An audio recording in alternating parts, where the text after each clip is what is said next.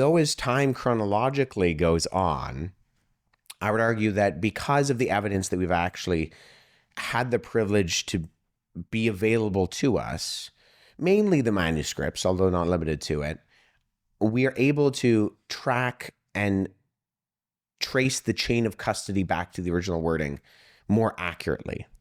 So the way I often word this is if you compare, say, a modern translation of the Bible to something like the King James Bible. Yeah. So the King James Bible is translated between 1604 and 1611. It's translated not from handwritten manuscripts as much as it's translated from printed editions of the Greek New Testament and Hebrew Old Testament. Okay. So there's a printed edition of the Blomberg Hebrew text, and then there are these 7 printed editions of the Greek New Testament.